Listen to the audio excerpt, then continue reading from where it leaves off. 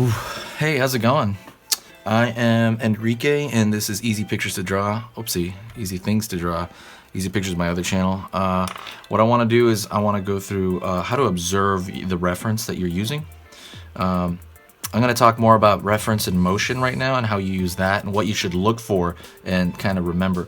When you're drawing something in motion, for example, like you go to the zoo, let's say you draw the animals, and you draw some of the animals that are like moving all over the place.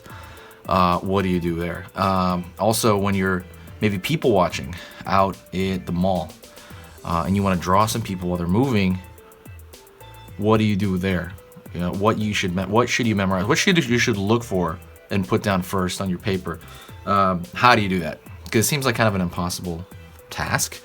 You know, I know it seems really hard. But I want to kind of talk to you about that. The reason I'm making this video is I'm making this as a pre-video to, I'm going to start talking about using reference in your illustrations. And I'm going to talk about that pretty soon, but this is like a pre video. But if you are interested in that and how to use, you know, how to observe something for art, please do me a huge favor, stick around and watch the video. But it also, like we can let's get started here. Oh, one thing. If you guys like, you know, drawing characters, basics of drawing, art advice, any of that stuff, please do me a favor and click that subscribe button and click that little bell icon. Hopefully it'll work because I heard the bell icon's kind of wigging out lately. It's supposed to give you notifications when I post, but I heard some people are not getting notifications. Hopefully it works. Anyways, let's talk about this really quick. I got two objects off my desk, and the reason for that are I want to talk to you how to observe something. I took an animal drawing class 3 years ago, and we went to the zoo every class, and we would pick a different animal, and we would draw the animals, and you know, a lot of it was what to look for within these drawings, and what do you look for to kind of take some mental notes and actually literal notes so that you could. If you didn't have time to finish the drawing there, you could finish it later, you know. And that was really kind of eye-opening to me and how that process went about. I'd already always kind of done it on my own, but seeing that process, I thought was really neat. And yeah, I just wanted to kind of talk about kind of how to observe it. If you know illustrator Frank Frazetta, I heard a story. I don't know if it's totally true, but Frank Frazetta was this giant illustrator in the 70s. You see him a lot on like these hero lists for illustrators now. He's just such like a kind of founder, not a founder, but he was just such a big influence on people, you know, his look of his illustrations in the 70s. People kind of took that and ran with it, and they loved it, and they love that guy. I think he died in, I want to say like 06, I can't remember. But he would apparently go to the zoo. For example, if he needed to draw a jaguar, he'd go to the zoo and observe that animal for like hours and just watch it and take little notes, you know, like little notes on its shape, but not much. He wouldn't full-blown draw it there. He would just look at it, you know, and like long time and try to commit some of these things to his memory. And supposedly he could draw it pretty well afterward, like really well, just from observation, really sitting and observing. And I notice a lot of people don't do that, including myself. You know, so this video is also for myself because I have a habit of not doing that. Just really observing it and noticing small details and large details and kind of overall form. And I want to go over that. So if you were to look at this is a beaver skull, by the way. I got it from a place called Necromance in LA. Really, really cool store. Necromancer, I think. So if you look at it, right, it looks kind of complicated. It looks like at first glance it has a lot of complicated forms, you know, a lot of little bumps and ridges all over it. This stuff, I don't even know how this kind of attaches. But you're not supposed to look at that. You know, when you're drawing something, especially within motion. I mean, obviously this guy's not gonna be in motion. He's a skull. But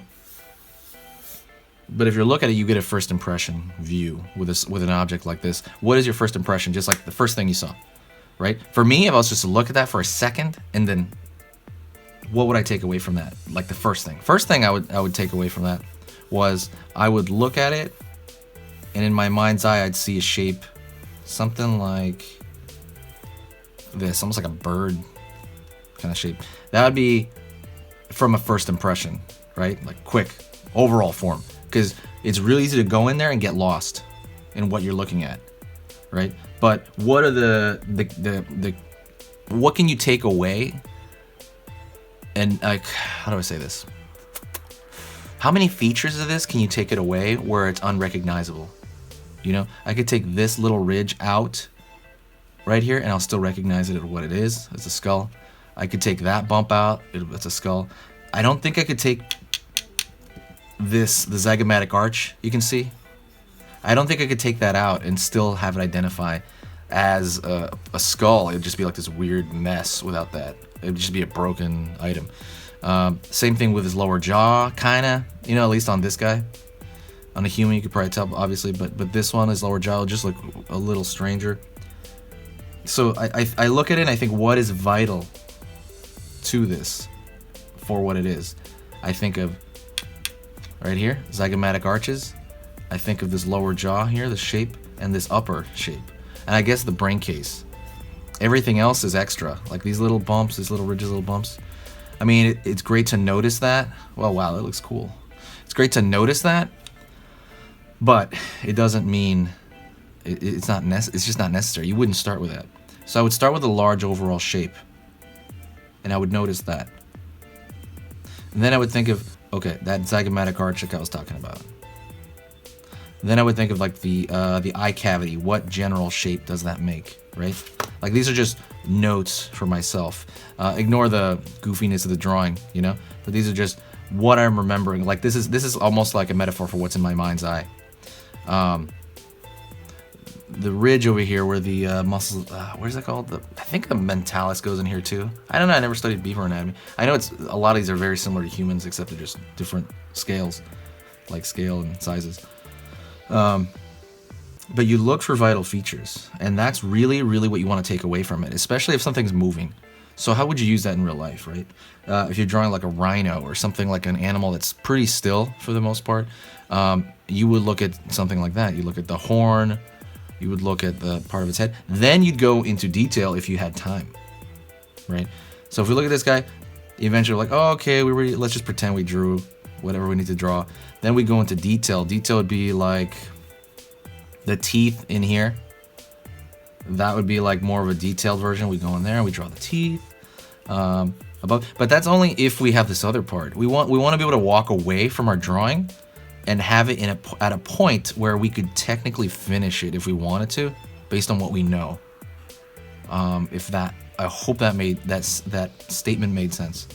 If it didn't make sense, please write in the comments, like, to explain it. I'll try to explain it another way. So I'm gonna say that again. You always want to be able to leave your drawing at a point where you think you can finish it later. That's what I mean by notes. You know, when you take notes in class, you look at them later and you're like, oh, that's what that was. You know, you're like you're jotting down notes. You're like, that's what that idea was. You're not writing every sentence, right, within that class. You're not writing everything. You're just writing vital things so that it reminds you of the rest of it. And that's the exact thing I'm talking about here with observing. Taking just enough notes so that you can recall the rest of it. Okay, anyways, that's super crazy important. I hope that made sense. If it is my fault if it didn't make sense, so please let me know if it didn't make sense. So let's move on to like that other object I had out here. Let's put this beaver skull over here. Dang, that thing's sliding down. Here's a little printed, I forgot what this dinosaur is called, actually. I don't think it's a Dilophosaurus or anything. I can't remember. I know it's a hadrosaur, I think, of some kind, right? I think it's a hadrosaur. But anyways, hopefully you can see this. It's white on the white paper, you know? Is that looks better? Maybe I can add something here. One moment. Okay, hold on. Okay, so just so you guys can see it, you don't have to struggle. So if we look at this guy, it's a little different, right? The other one was an object. It was a solid object. There's no joints or anything.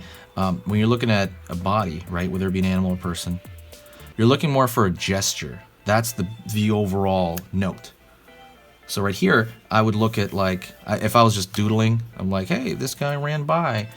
or whatever, I would kind of think in my mind, I want his brain case, the head, and I'm gonna capture the gesture, meaning I'm looking for where the spine goes from the back of the head all the way to the end of the tail, if I can. And also where kind of maybe one of his feet is planted. You know, I'd probably look for that somehow. Although his feet kind of kink right here. But I'm looking for just the gesture, because that stands out the most. I can possibly look at that later, knowing something about anatomy, and kind of go back to that. His dinky arm is over there. Rib cage. And then pelvis. Could be a circle or a square, it could be anything. But I would start with maybe something like that. Excuse the crude drawing right now. But I would start maybe something simple like that. Those are my notes. Like, oh, okay, the tail longer. I know I'm trying to get his feet on the floor, if they are on the floor. You know, maybe just running. I want the gesture of the pose first, because that stands out more than the large shape. I think the large shape would be second when it comes to a pose. If someone's sitting, like let's say at a cafe, I would probably think of maybe a shape or as well. Maybe a gesture. It depends. It's kind of up to you. But these are the two ways I've done it, and I've seen a lot of people do it as well. Like I said, this is more of an observation. This is maybe like the literal notes I copy. Like I said, this is more what's going on in my mind. This is literally what's on my paper at one point. I'm taking notes. Then I go in and I think to myself, what is unique about this? What separates him from other dinosaurs, other theropods, or other hadrosaurs, whatever. This crest above his head there, I would kind of write a note right there for myself. I would like remember, I would think of this crest, I'd think of the beak form, his feet more or less, I could kind of fix all that. He has a bit of a bump on his back here. So if I look at that right there, I'm thinking the beak in terms of like slightly, like outside the gesture after that. I'm thinking of the beak area, this ridge on his head, and then this bump on his back. That separates him from, I think, most other dinosaurs that stand on two legs, just from observation. And that's what I want to remember to carry over. Anyways, I think I've been rambling long enough. That's kind of the way you observe, and the way I've seen other artists observe when you're drawing things that are moving.